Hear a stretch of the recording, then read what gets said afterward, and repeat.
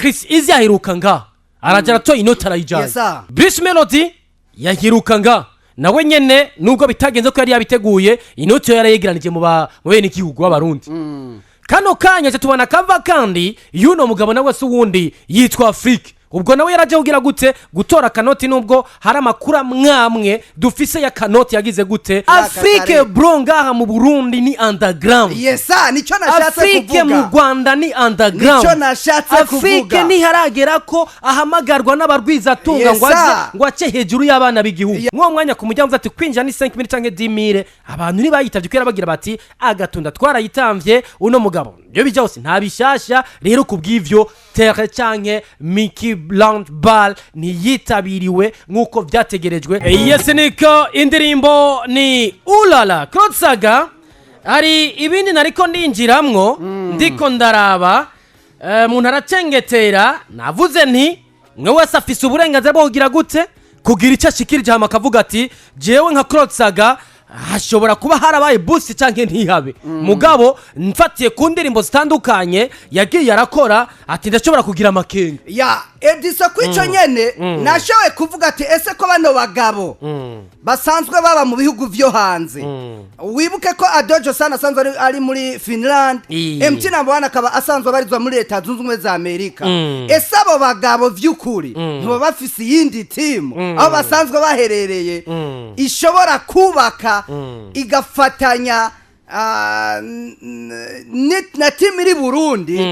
tugarutse kuri Adojo San tukaca turaba nk'akarere yagiye arakoramwe amakorabo ugasanga yaramaze kuronka ngo abandi bafana biwe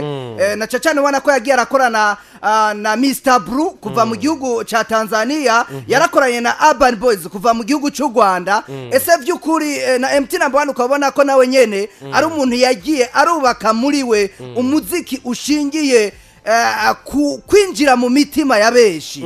ati vy'ukuri abagabo bagiye hamwe nabyo nyene irashobora kuba ari boost canke atariyo canke ikaba ari indi strategy bivanye n'ukuntu babanje kubaka ubucuti mu bihugu bitandukanye barimo n'ivyo bakuremwa amakorabo maze ugasanga igikorwa kiraje maze kikaduga vyihuse umwe mu bakinga na cyane cyane basanzwe bakurikiranira hagufi ibijanye n'imbuga ngurukana bumenyi niwe nariko ndabaza kandi vuga nti dufashe kugira ngo turabe ukuntu tugerageza gukompara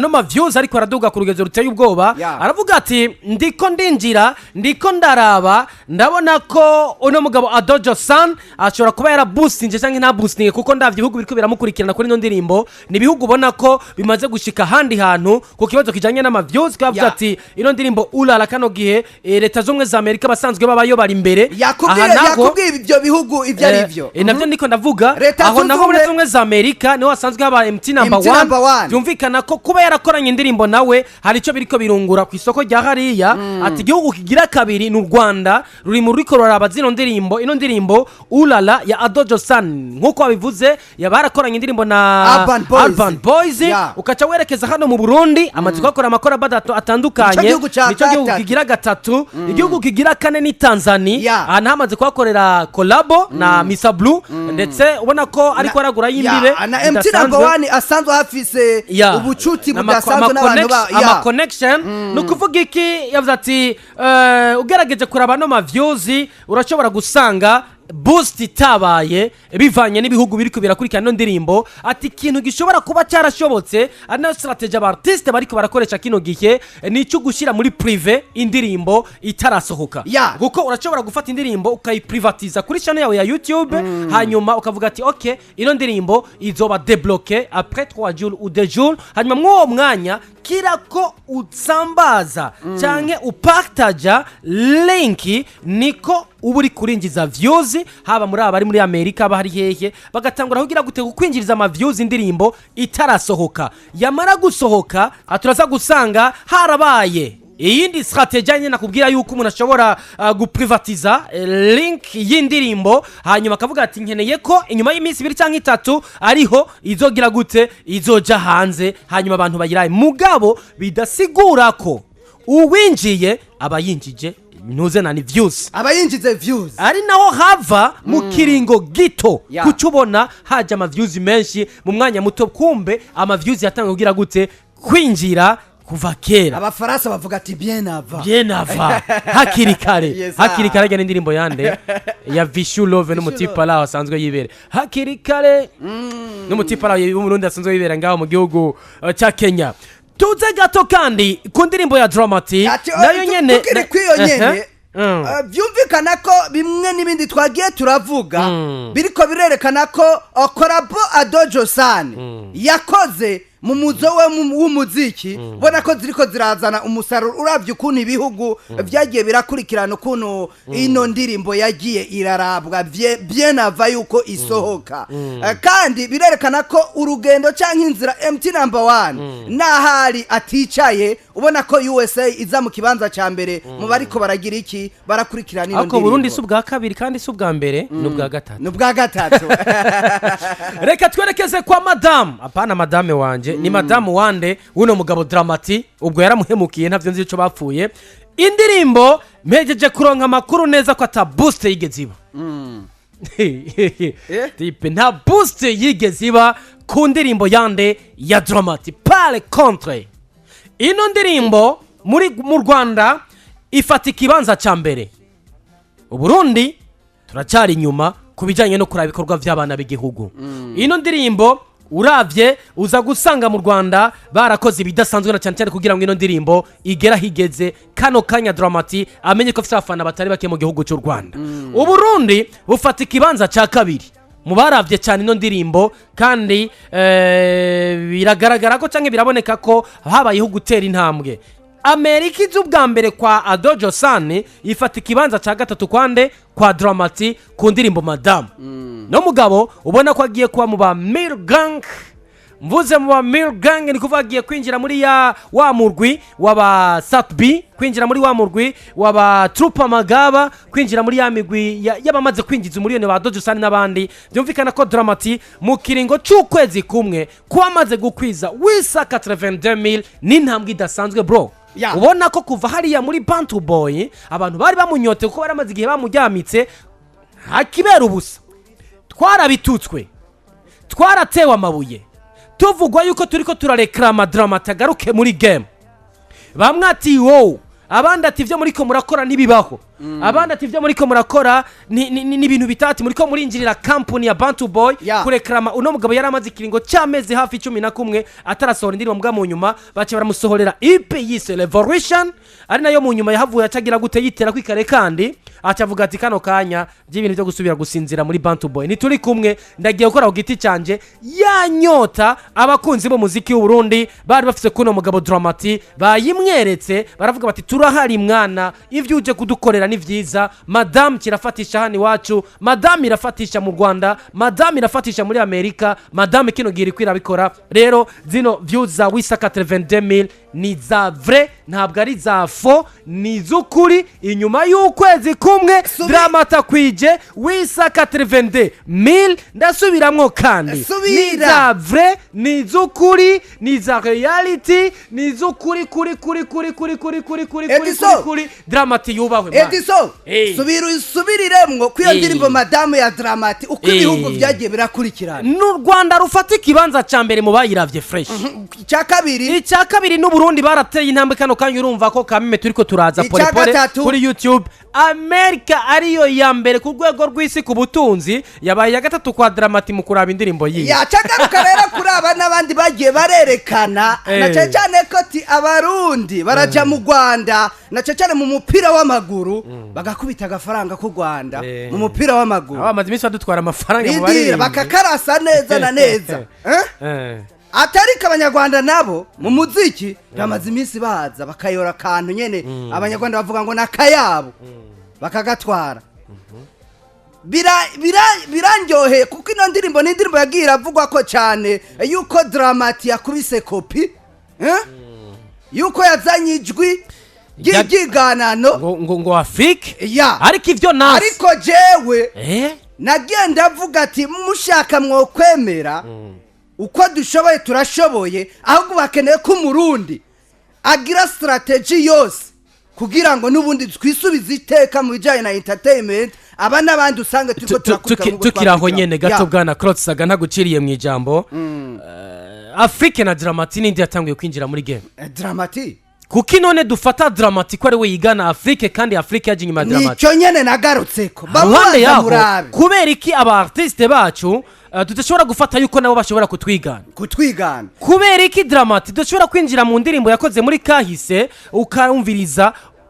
none nozwi nuza kurisangayo ino sire nuza kuyisangayo barundi kazi tureke kwiyambura agashambara tureke gufata ngo twambure umutamana w'abana canke tara y'abana ngo tuyambike abana bo hanze y'igihugu tukiraho nyene ndaza kukubwira mu kanya vyabereye kuri Mickey Lounge Bar habaye ico bita si squatter 100% ariko ni squatter nka 60% ni squatter 40% pana 50% ntiyabaye twagiye ni Madame Dramati tuyumvirize gato cyo tugaruka twerekeze no kuyande makuru twabateguriye ni PJ Classic FM 97.3 kiganiro ni Classic Vibes izwi muvani rya Edison yahoze ndi kumwe n'umupapa yitwa nde ariko Papa Future Papa bizoza not Papa now ni Papa Future Future in English mu gifaransa ni Papa Fiti Imana niyo nkuru kwiryo jambo Adoje Sani yanditse anuko ku munsi isohokanye imba butari bukeye iyo ndirimbo warashobora kuja kuyiraba kuri YouTube ikanka kuguruka vyagaragara ko hariho ikibazo cy'ukuri karayiraba ho bari ku muntu ari karashaka gukora ivyo akora kuri ku rubuga rwa Adojo ari nako yavuye ko ati harabatifuza iterambere ry'uwundi shano yanje naho mwosara nimukorako ico mukizirikane muroga mugaramye mwunamye Imana niyo nkuru asante yes ni indirimbo hani we utamu my sugar iki ni ibintu nk'ivyo uza gusanga ino ndirimbo hanini yubakiye ku rukundo ndetse n'amaterme abasore n'inkumi bakunda gukoresha reka mvuge ni kudo chapeau kuri South B indirimbo ni nziza cyane indirimbo imeze neza ko ashobora kwivanga mu materme atandukanye ivyo naco bitwaye gikuru nuko indirimbo ifite beat nziza kandi bayitambukiye ko neza hamadana ibutse ko ari indirimbo kandi yayikoranye n'umufasoni wiwe ariko sisiga inyuma na commentaire yagarutse ivuga ati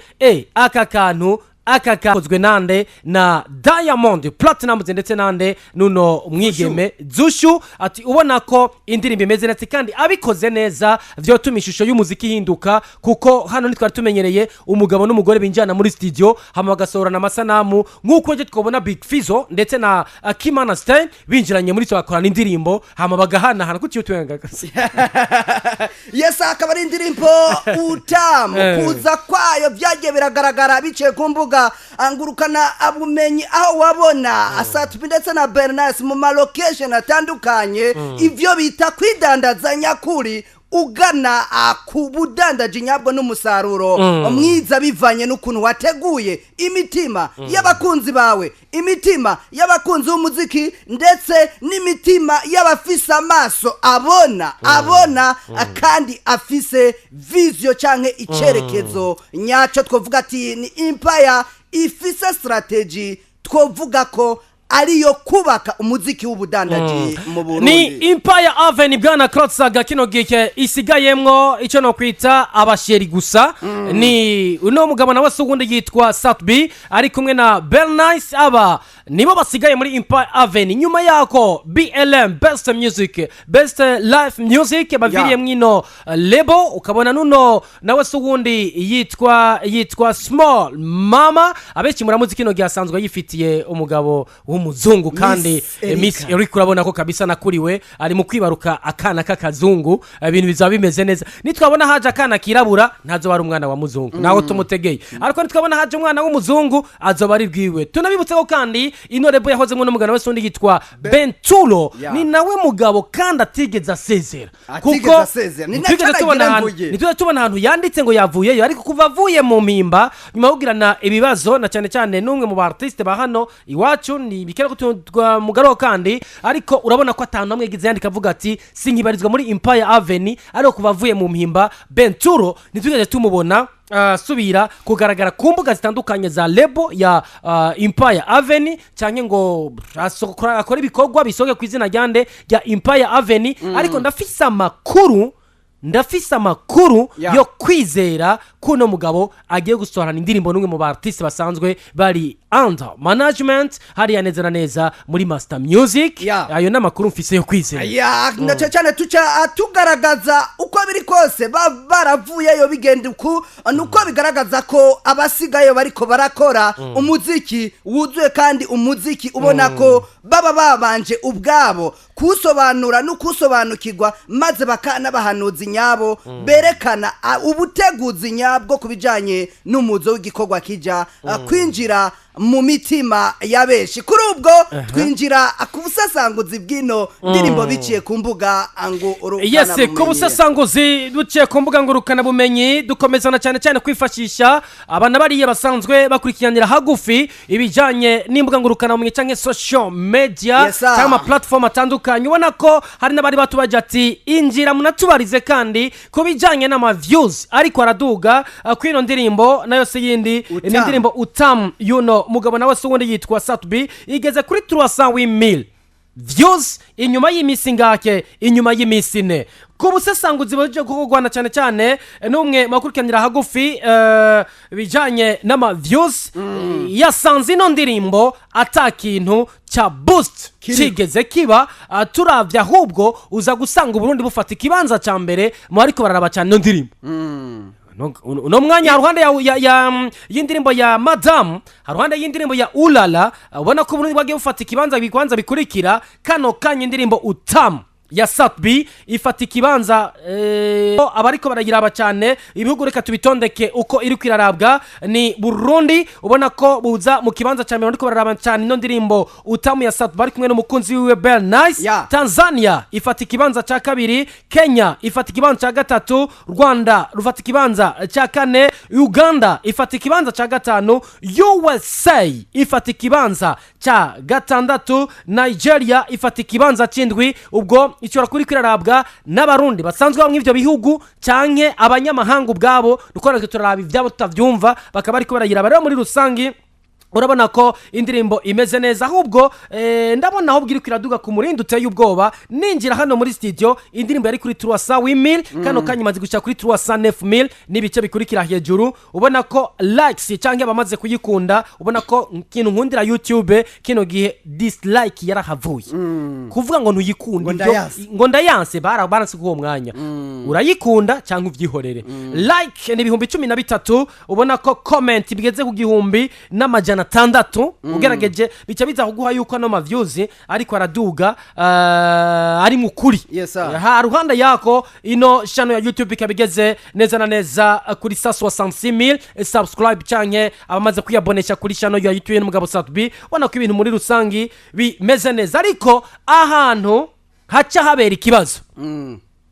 YouTube hari ukuntu sinzi kurabibona hari abartiste rimwe na rimwe tubona indirimbo zabo ziduga cyane zikaduga cyane gose mu mwanya muto ya mugamunyu mukazobona biriteye kare kazobona biramanutse. Sinzi ko wibuka ko ari indirimbo ya Satbi yigeze gukora kuri channel ya YouTube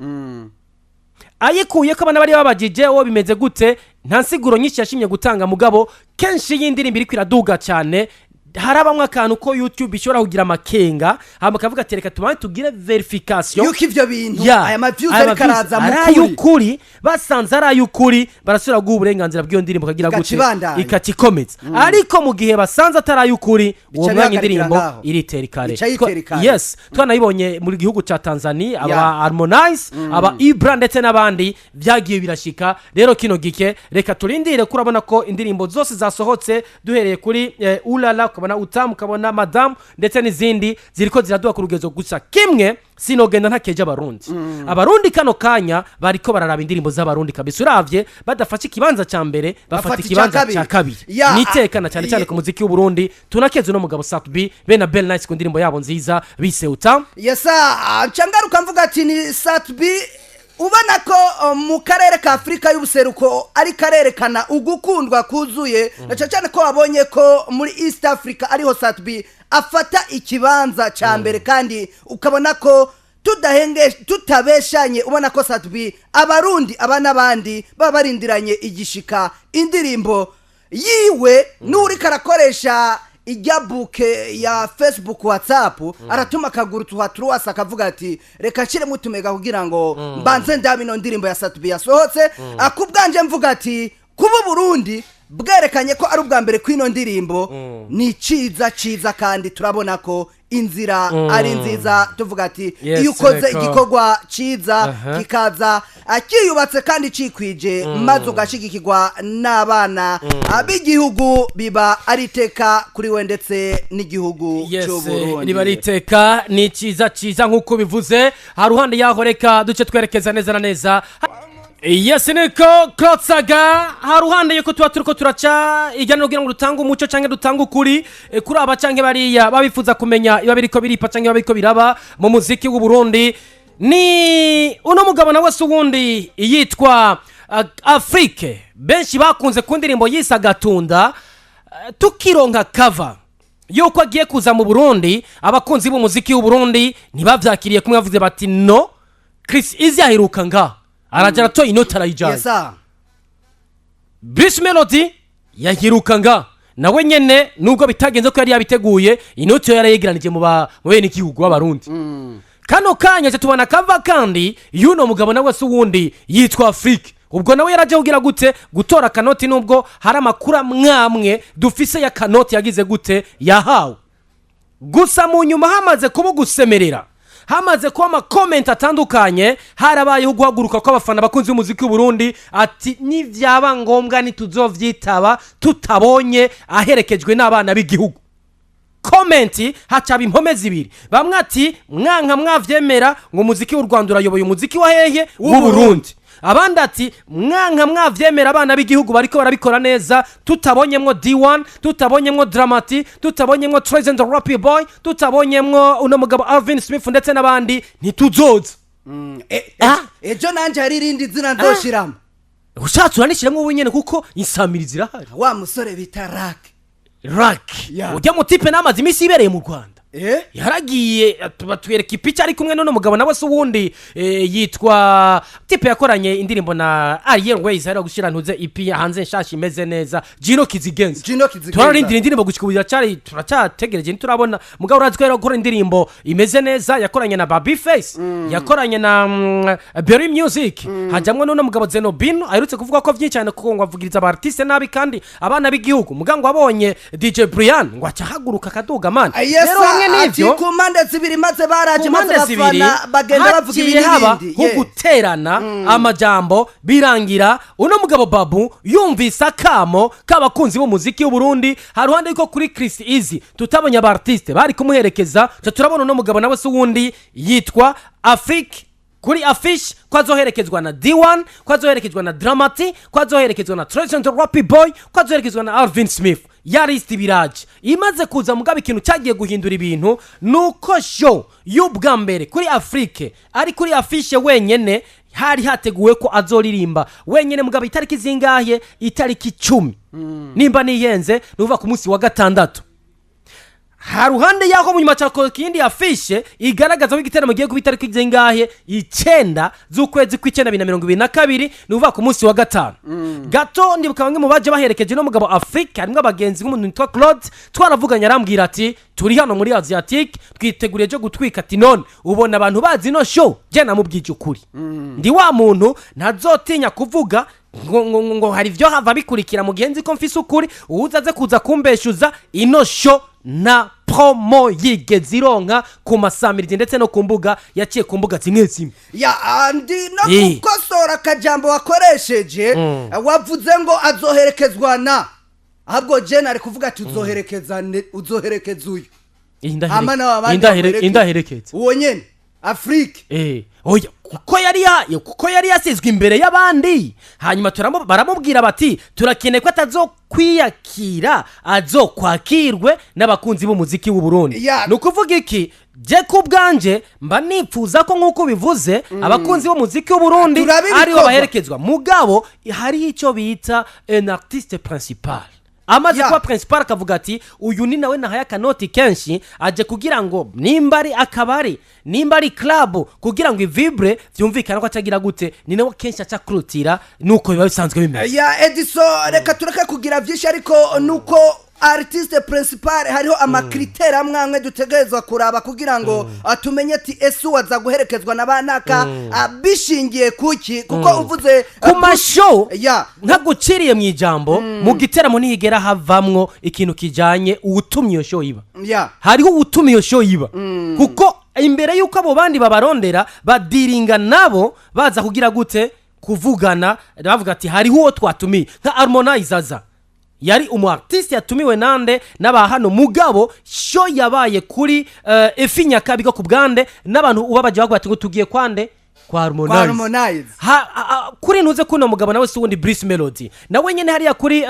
Zan Beach mu giteramo kigira kabiri haza abandi ba artiste bakubwira ngo ugiye kwande kwa Bruce Melody byumvikana ko haba hariho utuma iyo show yiba ni nawe racagira gute bavyita ko agize gute kwaherekejwe ya ndomye kico nashatse kuvuga nukuraba kwabo ba boss ego tuba turiko turabona ko baba bariko baragwiza ingenzi ziza mu gihugu kandi bakerekana yuko kuko ubugenzi buca bugwira hagati y'abaririmbyi mu gihugu nica handi ariko nukuraba ese umuririmbyi nzanye afise uburemere bungana gute Afrique bro ngaha mu Burundi ni underground yesa nico nashatse kuvuga Afrique mu Rwanda ni underground nico nashatse kuvuga Afrique ni haragera ko ahamagarwa n'abarwiza tunga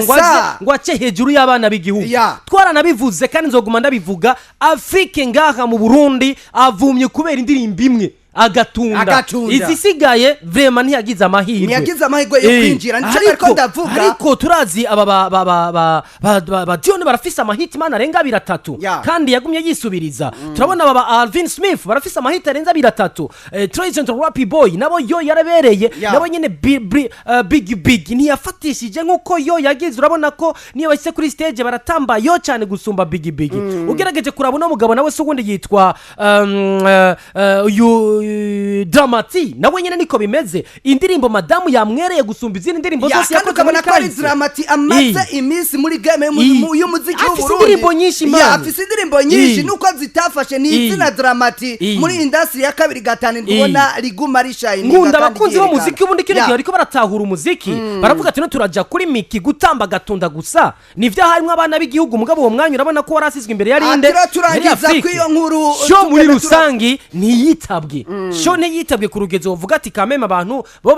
bo wateguye sho abayiteze réussite abayiteze ugira gute kubona haje abantu bakuzura kuri tere mugabo Miki Launch Ball uko abantu bayimenyereye yitabiriwe n'abantu benshi buzuye mwo mwanya ku mujya ati kwinjira ni 5 minutes canke 10 abantu nibayitavye kwera bagira bati agatunda twarayitamvye uno mugabo byo bijose nta bishasha rero kubw'ivyo tere canke Miki Launch Ball ni yitabiriwe nkuko vyategerejwe abakunzi b'umuziki w'u Burundi nibo baciye urubanza naruciye ubwo rero cyo canke hirya yejo twige kumva ko n'umurundi arashobora gutuma ikibanza kanaka cuzura atamunyamahanga hari ndangiriza kuri kano kantu atamunyamahanga